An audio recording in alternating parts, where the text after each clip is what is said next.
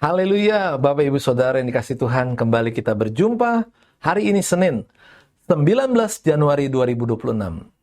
Renungan hari ini berjudul Mencari Hikmat dari Tuhan. Mari kita membaca firman Tuhan dari Amsal 1 ayat yang ke-7.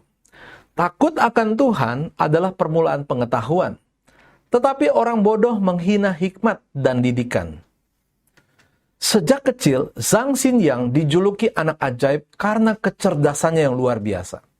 Pada usia 2,5 tahun, ia telah menguasai lebih dari 1.000 karakter Mandarin. Ia masuk sekolah dasar di usia 4 tahun. Ia melewati jenjang pendidikan dengan cepat. Pada usia 10 tahun, sudah diterima di universitas. Usia 13 tahun menjadi mahasiswa master, dan usia 16 tahun meraih gelar doktor.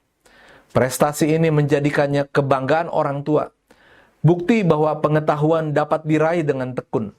Namun, di balik pencapaiannya yang menakjubkan, Zhang menyimpan luka tersembunyi. Saat berusia 16 tahun, ia mengancam berhenti kuliah jika orang tuanya tidak membelikannya apartemen di Beijing. Orang tuanya akhirnya menyewa apartemen dan berpura-pura membelinya demi menenangkan hati anak mereka. Namun, jalan hidup Zhang justru menjadi paradoks. Meski berotak cemerlang, ia tumbuh dengan hati yang kosong. Hingga usia 28 tahun, ia masih sengaja menganggur, bergantung pada uang saku orang tua, bahkan menyalahkan mereka karena menuntutnya berprestasi terlalu dini dan mengekang masa kecilnya. Kisah Zhang Xinyang kemudian memicu perdebatan luas di masyarakat Tiongkok. Sebagian orang menilainya sebagai contoh nyata anak manja yang kehilangan rasa syukur dan tanggung jawab. Hidup dalam kenyamanan semu tanpa mau bekerja keras.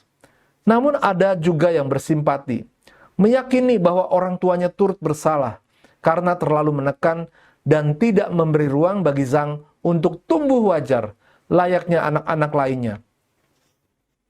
Kisah ini menjadi cermin tentang bahaya ambisi berlebihan, baik dari anak maupun orang tua. Pengetahuan yang tinggi ternyata tidak menjamin kebahagiaan hidup. Dan kecerdasan otak tanpa kedewasaan emosional hanya menghasilkan kehampaan. Dari cerita Zhang, kita diingatkan bahwa prestasi akademik tidak boleh menelan proses pertumbuhan yang sehat. Karena kebahagiaan sejati lahir dari keseimbangan antara kemampuan, hati, dan hidup yang dijalani dengan benar. Firman Tuhan berkata, takut akan Tuhan adalah permulaan pengetahuan, tetapi orang bodoh menghina hikmat dan didikan. Amsal 1 ayat 7. Ayat ini mengingatkan bahwa pengetahuan sejati dimulai dari sikap hormat dan tunduk kepada Allah, bukan sekedar kecerdasan intelektual. Zhang Xinyang membuktikan bahwa pencapaian tanpa fondasi rohani dan karakter yang matang akan berujung kehampaan.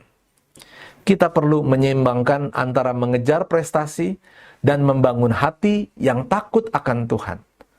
Tantangan bagi kita semua adalah di tengah tekanan dunia dan ambisi, kita harus menomorsatukan Tuhan dan membiarkan Dia membentuk karakter serta mengarahkan tujuan hidup kita.